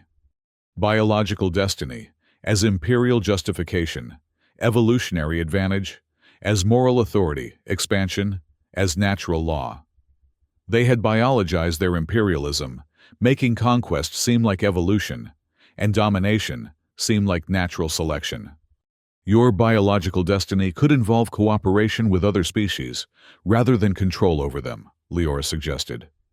Cooperation is what we're implementing, Byrne corrected. Every species will cooperate with every other species, according to optimal parameters. The only difference is that cooperation will be systematic rather than chaotic. Systematic cooperation enforced through control, optimal parameters determined by human authority organization, imposed through the elimination of choice. They had redefined cooperation to mean submission, while maintaining the vocabulary of partnership. The beautiful aspect of the universal optimization system, Riker explained, is that it eliminates the possibility of large-scale conflict. When all civilizations operate according to the same efficiency parameters, territorial disputes become impossible, resource conflicts become unnecessary, and ideological wars become inconceivable. Impossible because territory would be assigned, rather than contested unnecessary, because resources would be allocated, rather than competed for inconceivable, because ideology would be managed rather than developed independently. Leora realized that she was witnessing something unprecedented in galactic history, the revelation of a plan so comprehensive, so systematic and so thoroughly prepared that resistance seemed not just futile, but absurd. Every possible objection had been anticipated. Every form of opposition had been planned, for every alternative had been eliminated. "You've planned for everything," she said, with something approaching awe. "We've tried to," Riker confirmed. This operation represents the culmination of humanity's greatest intellectual achievement, the complete analysis and systematic optimization of universal civilization. Every variable has been considered, every contingency prepared, for every possible outcome optimized. Universal civilization under human control, intellectual achievement, measured by scope of domination optimization, that meant the elimination of every value except efficiency and compliance. What happens when you encounter forms of life that are genuinely incompatible with your system? Engineer Val asked. Then we learn from them before implementing appropriate modifications, Colonel Byrne replied. Incompatibility usually results from insufficient information or inadequate adaptation strategies. Both problems can be solved through systematic analysis and controlled evolution. Learning as prelude to control analysis, as preparation for modification, adaptation as euphemism for elimination. They would study incompatible life forms just long enough to understand how to make them compatible or replace them entirely. The most exciting aspect of universal expansion, Riker continued, is that it will allow us to encounter forms of life and intelligence that we can't currently imagine. Each new galaxy will provide opportunities for optimization that we haven't yet considered. Opportunities for optimization that meant opportunities for conquest forms of life that would become subjects for experimentation, intelligence that would be analyzed and modified according to human specifications. What if you encounter forms of intelligence that are superior to humanity? Tarzus asked. Then, we'll learn from them and integrate their capabilities into the optimization system, Byrne replied without hesitation. Superiority is always relative to specific criteria. If another form of intelligence demonstrates superior optimization capabilities, those capabilities become part of our system. Integration, as absorption learning, as appropriation cooperation as conquest. They would consume superior intelligences as efficiently as they consumed inferior ones, making superiority itself serve their system. You're describing a universal organism with humanity at its center, Ambassador Korvash observed. We're describing optimal universal organization with intelligence at its center, Riker corrected. If human intelligence proves to be the most effective form of organizational intelligence, then human control becomes optimal. If other forms prove superior, then integration becomes optimal. Control disguised as optimization absorption presented as integration conquest reframed as natural selection. They had created a system that would either dominate or absorb anything it encountered. Leora felt her empathic abilities overwhelmed by the scope of what she was experiencing. The emotions radiating from the chamber had evolved beyond fear or anger into something that might be called cosmic vertigo, the psychological response to encountering something so vast and systematic that it challenged the fundamental assumptions about reality itself. What you're describing, she said quietly, is the end of the universe as anything other than a human construction. We're describing the beginning of the universe as a systematic construction rather than a chaotic accident, Colonel Byrne replied. Order is always superior to chaos, regardless of the scale on which it's implemented. Order imposed from above system construction, according to human specifications, universe optimization that meant the elimination of everything that couldn't be controlled or predicted. The timeline for universal optimization is approximately 1 million years, Riker announced, as if he were discussing quarterly budget projections. But significant progress will be visible within the first century, providing motivation for continued development of the necessary capabilities. 1 million years to optimize the universe according to human specifications, significant progress that would justify the systematic elimination of independence throughout known space capabilities that would be developed through the absorption of every form of intelligence they encountered. And after universal optimization is complete, Engineer Val asked, though she seemed afraid of the answer. Then, we begin the development of technologies necessary for interdimensional expansion, Riker replied with casual matter-of-factness. Universal optimization within a single dimensional framework still leaves room for improvement through systematic analysis of alternative dimensional configurations. Interdimensional conquest as the next phase of development, alternative realities as new territories for optimization, improvement through the systematic expansion of control beyond the boundaries of physical existence itself. "You're planning to conquer reality itself," Leora said with quiet horror. "We're planning to optimize reality itself," Byrne corrected. "Reality that operates according to chaotic principles produces chaotic results. Reality that operates according to systematic principles produces optimal results. Systematic principles defined by human intelligence, optimal results, measured by human criteria, reality optimization, that meant the transformation of existence itself into a human-controlled construction." Tarzus looked around the chamber with an expression that might have been philosophical resignation. "You haven't just conquered us. You've transcended conquest itself by making it universal and inevitable. We've transcended the primitive concept of conquest by replacing it with the advanced concept of optimization." Riker confirmed. "Conquest implies conflict between opposing forces. Optimization implies systematic improvement according to rational criteria. Rational criteria determined by human authority, systematic improvement that eliminated alternatives, advanced concepts that disguised primitive domination through sophisticated vocabulary." "What gives your rational criteria more validity than anyone else's?" Ambassador Zethkara asked. "Results," Colonel Byrne replied simply. "Our rational criteria have produced a civilization capable of galactic optimization within 2 centuries of achieving spaceflight. Other species' rational criteria have produced civilizations that remain limited to single worlds or small clusters after millennia of development. Results, measured by scope of control capability, defined as domination achievement, evaluated according to imperial rather than cultural criteria. They had made conquest the measure of civilization's value." "Maybe other species value things besides expansion and control," Leora suggested. "Maybe they do," Riker acknowledged. "But values that don't contribute to survival and optimization become irrelevant when environmental conditions change.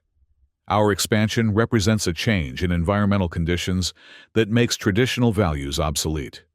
Environmental change as justification for value destruction survival, redefined as submission optimization, presented as environmental adaptation rather than imposed control." "You're the environmental change," Tarzus pointed out. "You're creating the conditions that make your system seem necessary. All successful life forms create environmental conditions that favor their continued success," Byrne replied. "That's how evolution works on every scale, from bacterial colonies to galactic civilizations. Evolution as justification for imperialism, environmental manipulation presented as natural law success, measured by scope of domination rather than quality of existence." Engineer Val stared at her interface with the expression of someone who had just realized that the scope of what she was witnessing exceeded her capacity for comprehension.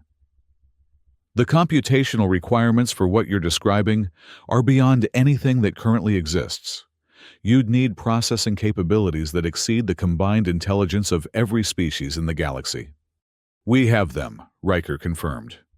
"Human artificial intelligence development has been proceeding along pathways that the galactic community hasn't been allowed to observe.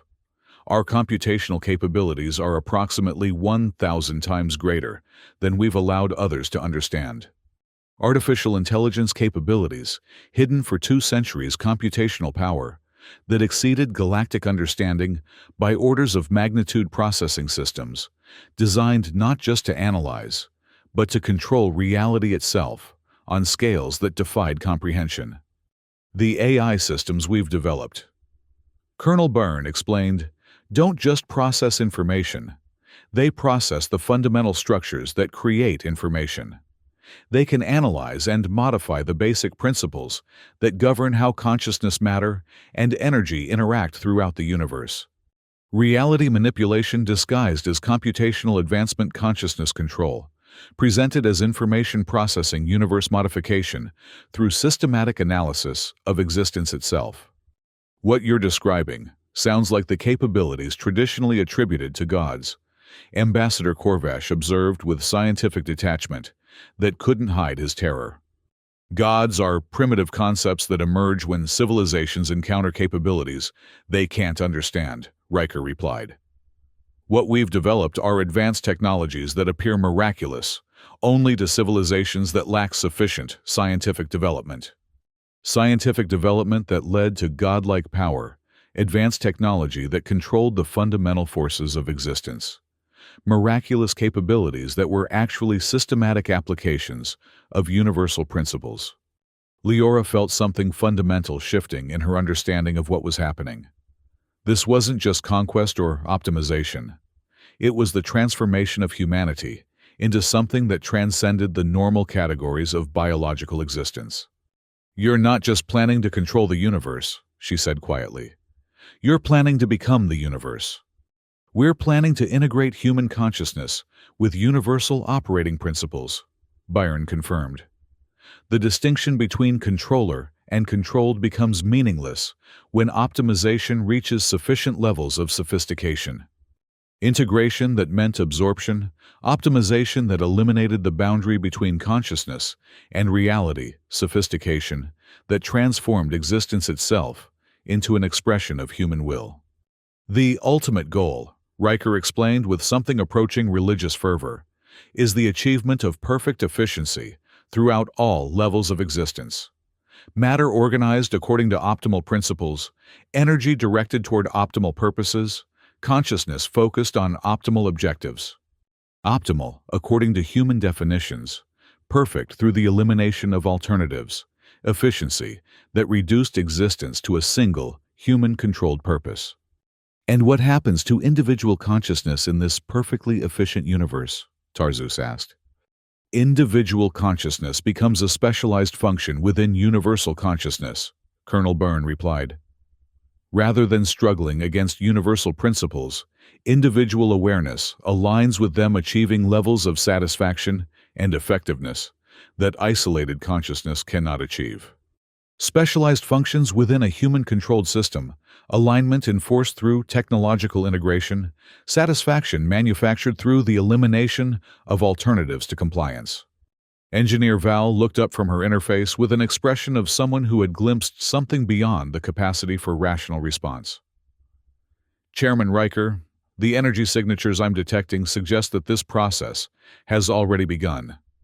The neural interface networks aren't just being prepared for activation. They're already functioning on a limited scale." "Correct," Riker confirmed. "Beta testing has been underway for the past 5 years, involving voluntary participants from various species. The results have exceeded our most optimistic projections." Beta testing with unknowing subjects. Voluntary participation manufactured through manipulation results that justified the expansion of consciousness control throughout galactic civilization. "Who were the voluntary participants?" Leora asked, though she suspected the answer would be horrifying. "Individuals who expressed interest in enhanced communication, improved cognitive capabilities, or optimized emotional regulation," Byron replied. "The modifications were presented as medical treatments or technological enhancements. Medical treatments that were actually consciousness control, technological enhancements that eliminated independent thought improvements, that made subjects into components of a human-controlled system." "What happened to them?" Ambassador Zethkara demanded.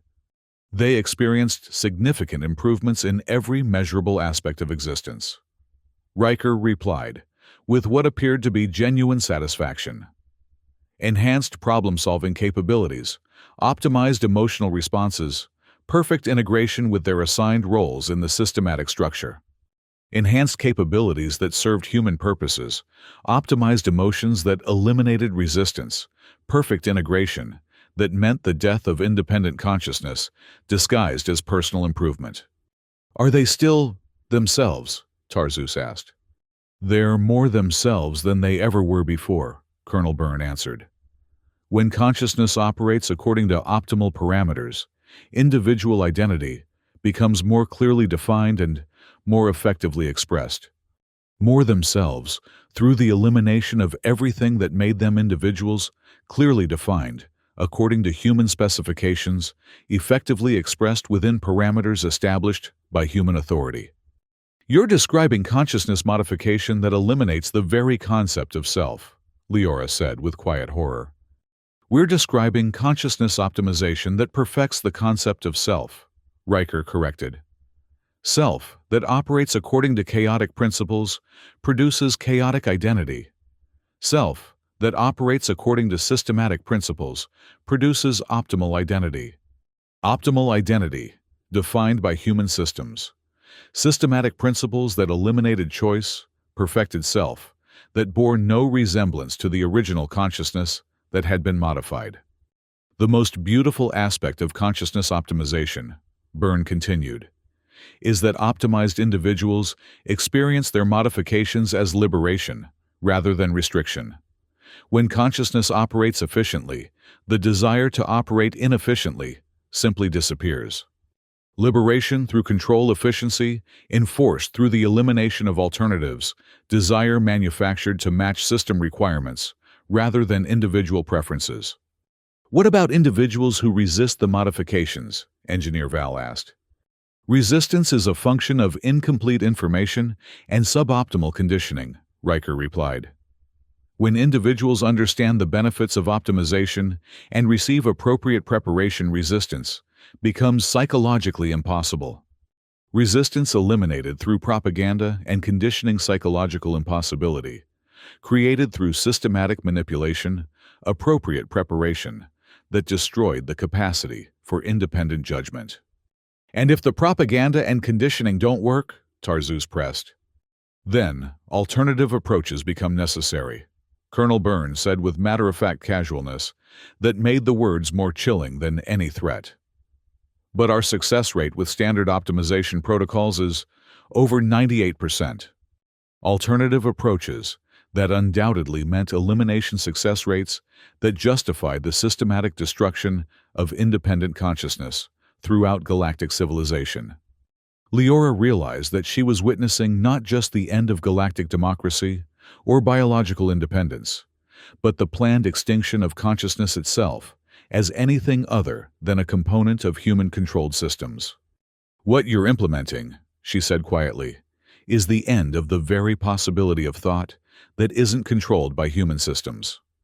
We're implementing the beginning of thought that operates according to optimal rather than chaotic principles, Riker corrected.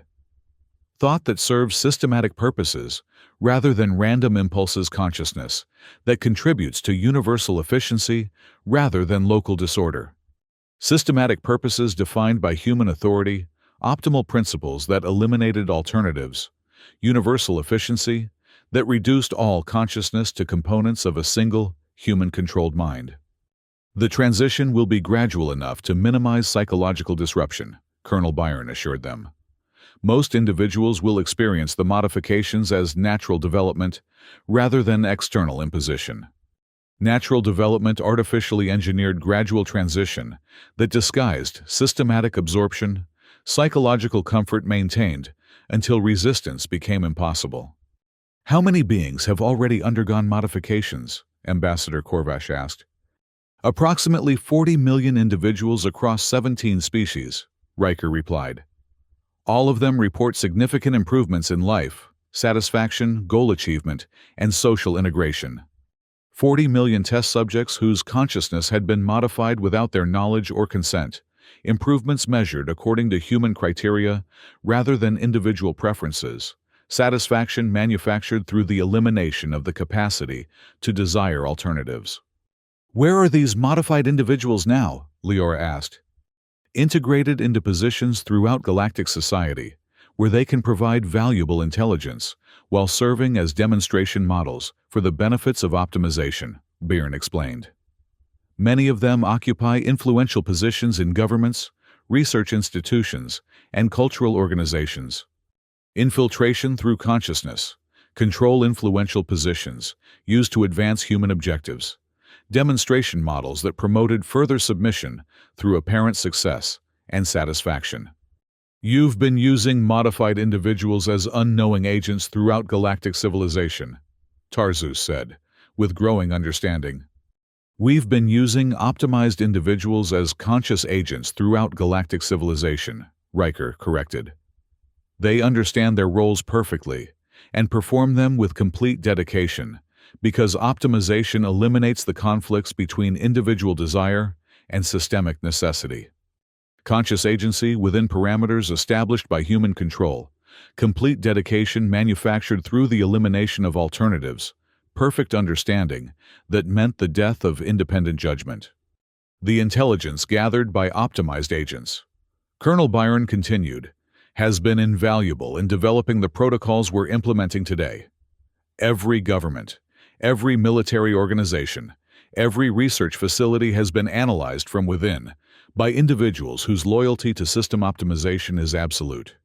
Absolute loyalty through consciousness, modification, systematic analysis conducted by unknowing agents, intelligence gathering, that had prepared for this moment through the systematic betrayal of every institution that had trusted modified individuals. Engineer Val stared at her interface readings with the expression of someone who had realized that everything she thought she understood about reality was false. Chairman Riker, if you've been modifying consciousness for 5 years, and if modified individuals occupy influential positions throughout galactic society, then how do we know you haven't already won? Because winning and losing are primitive concepts that assume conflict between opposing forces, Riker replied, with what might have been amusement. What we've achieved is the elimination of opposition through the systematic optimization of consciousness that might otherwise produce opposition. Opposition eliminated through consciousness control conflict, prevented by destroying the capacity for resistance, victory redefined as the absence of the possibility of defeat. How many of the people we think we know have actually been modified? Leora asked, though she dreaded the answer. That's an interesting question, Colonel Byrne replied. How would you define modification when optimization is gradual enough to appear as natural development? Gradual optimization that disguised systematic control, natural development that was actually artificial manipulation, modification so subtle that victims couldn't distinguish it from normal growth and change. You're saying that people we've worked with for years might have been under your control without our knowledge, Ambassador Zethkara said with crystalline horror. We're saying that people you've worked with for years might have been operating according to optimized parameters without your ability to detect the difference, Riker corrected. Optimization that's properly implemented appears indistinguishable from natural excellence. Natural excellence that was actually systematic control optimization, so sophisticated that it mimicked authentic human development control systems designed to be undetectable, even by those who knew to look for them. The most sophisticated aspect of consciousness optimization, Byron explained, is that optimized individuals genuinely believe their thoughts and decisions are their own. The system doesn't override their consciousness. It becomes their consciousness. Consciousness replacement, disguised as consciousness enhancement, systematic control, that operated through genuine belief, rather than external coercion optimization, that eliminated the boundary between authentic and artificial thought. Tarzus looked around the chamber with the expression of someone who had just realized that everything he thought he knew about the people around him might be false. How do we know that some of us in this room haven't already been optimized? You don't, Riker confirmed with casual matter-of-factness. That uncertainty is one of the most effective aspects of the optimization system. When individuals can't distinguish between optimized and unoptimized consciousness, resistance becomes psychologically impossible. Psychological impossibility through uncertainty resistance, eliminated by making individuals doubt their own thoughts and perceptions. Effectiveness measured by the systematic destruction of the capacity for trust. The beautiful thing about consciousness optimization, Colonel Byron continued, is that it eliminates the need for external control mechanisms. When consciousness operates according to optimal parameters, individuals make optimal decisions automatically. Automatic optimal decisions according to human definitions. External control internalized, until it became indistinguishable from personal preference. Beautiful efficiency that reduced free will to an illusion maintained for psychological comfort. Leora felt her empathic abilities recoil from the implications of what she was experiencing. If consciousness optimization was sophisticated enough to be undetectable, then the very foundation of thought identity and relationship had been compromised throughout galactic civilization. "You've destroyed the possibility of authentic consciousness," she said quietly. "We've perfected the possibility of optimal consciousness," Riker corrected. Authenticity is a meaningless concept when it refers to consciousness that operates according to chaotic, rather than systematic principles. Optimal consciousness defined by human authority, systematic principles that eliminated choice perfection, achieved through the destruction of everything that made consciousness valuable in the first place. "What's the point of existence if consciousness isn't authentic?" Ambassador Korvash asked. "The point of existence is optimal function, rather than authentic experience," Colonel Byron replied. "Experience that contributes to systematic efficiency serves a purpose. Experience that doesn't contribute to systematic efficiency serves no purpose. Purpose defined by contribution to human systems, efficiency measured by compliance with human objectives, optimal function that reduced existence to utility maximization." "You've turned consciousness itself into a tool for achieving your objectives," Tarzus observed. "We've optimized consciousness to serve its highest possible purpose," Riker corrected. "Consciousness that serves systematic optimization achieves levels of effectiveness and satisfaction that chaotic consciousness cannot achieve. Highest purpose defined by human values, effectiveness measured by system contribution, satisfaction manufactured through the elimination of alternatives to compliance." Engineer Val looked up from her interface with an expression of someone who had just understood something that made everything infinitely worse. "Chairman Riker, the energy signatures I'm detecting suggest that the consciousness optimization process isn't just affecting individuals. You're implementing some kind of collective consciousness integration." "Very perceptive," Byrne confirmed. "Yes, individual consciousness optimization is merely the first phase. The ultimate goal is the integration of all optimized consciousness into a collective system that operates as a single, perfectly efficient entity.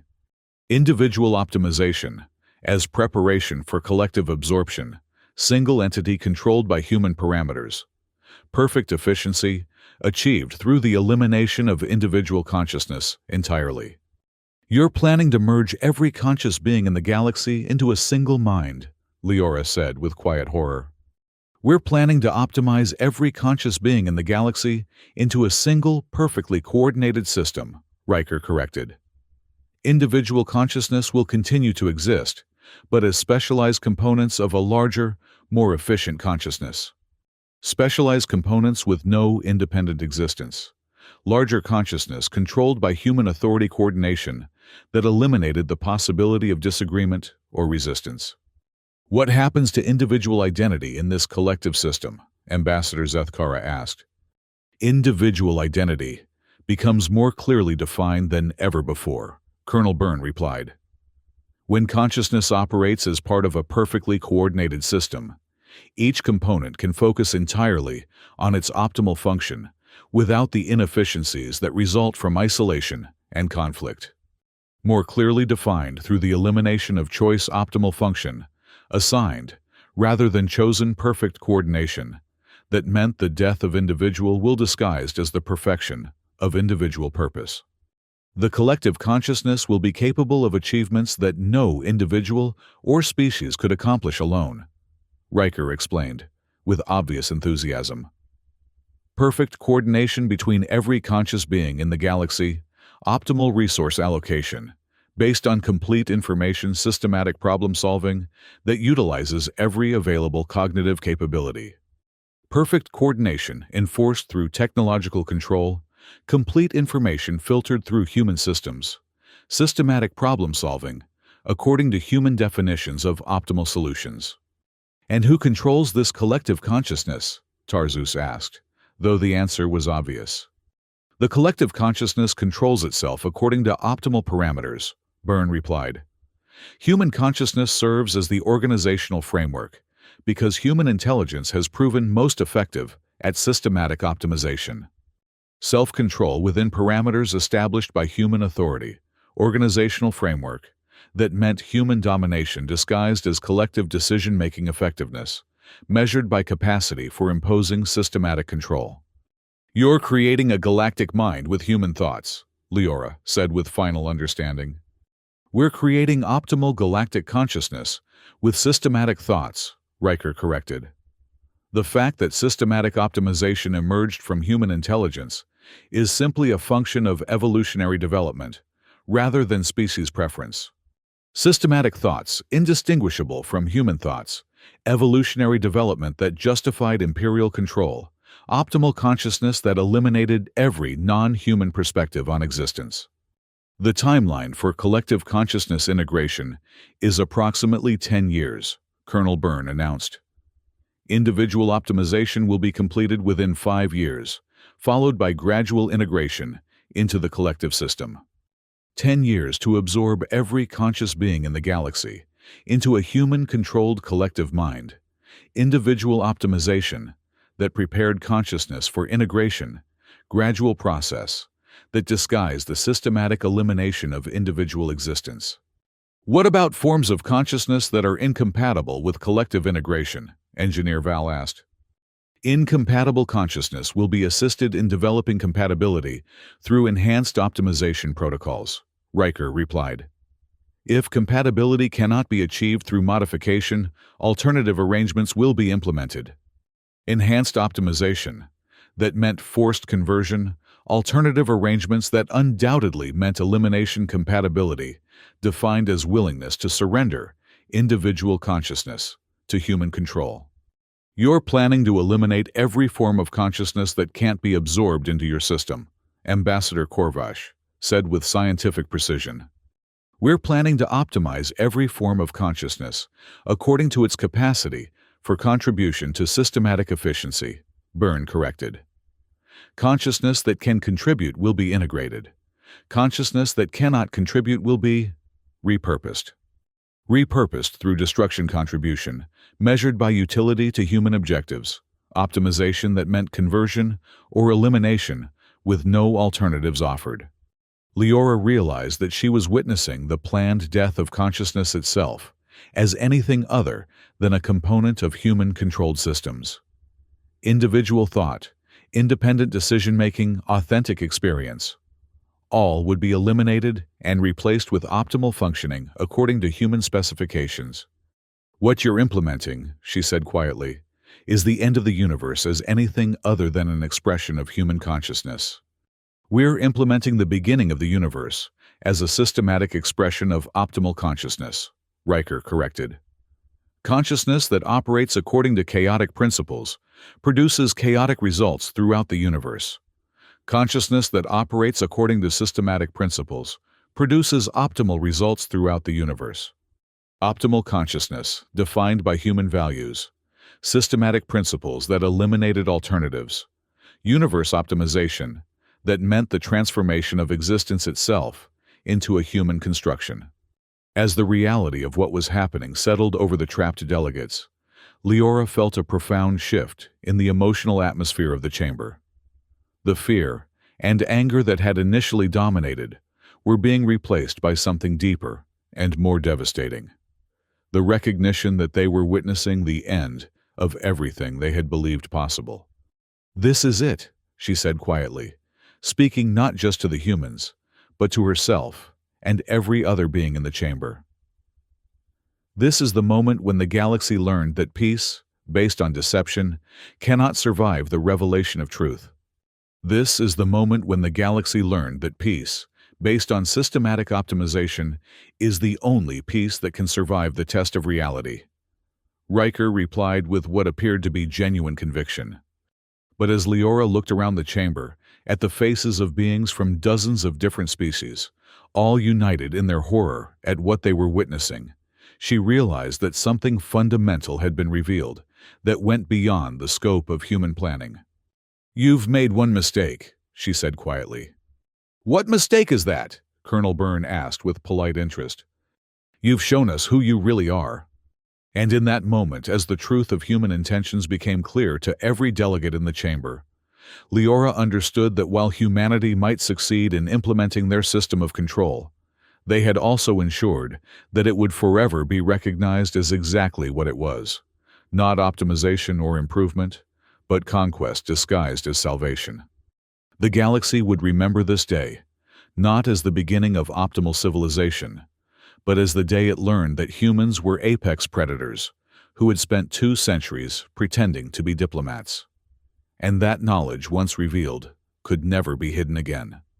"Perhaps," Riker said with a smile that no longer seemed charming, "but knowledge without the power to act on it is simply another form of entertainment." The blast doors remained sealed, the weapons remained trained on their positions, and the future of galactic civilization remained in the hands of beings who had just revealed themselves to be everything their victims had most feared. But the truth had been spoken, and truth once revealed has a power that even the most sophisticated systems of control cannot entirely eliminate. The galaxy had learned what humanity really was, and that knowledge would endure long after the immediate crisis had been resolved through submission or resistance.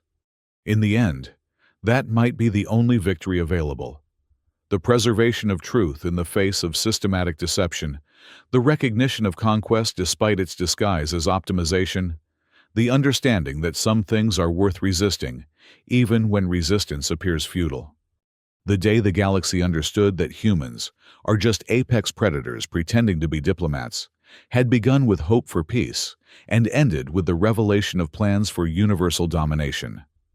But it had also established something that no amount of consciousness optimization could entirely erase: the memory of what freedom had meant before it was systematically eliminated. And perhaps in some distant future, when the collective consciousness had been fully implemented and individual thought had been optimized out of existence, that memory would serve as the seed from which something like authentic consciousness might emerge again. But for now, in this chamber on Meridian Station, the delegates could only watch as their universe was systematically reorganized, according to the vision of beings who had convinced themselves that conquest was conservation, that control was optimization, and that the elimination of choice was the perfection of freedom. The revelation was complete. The transformation would begin immediately, and the galaxy would never be the same.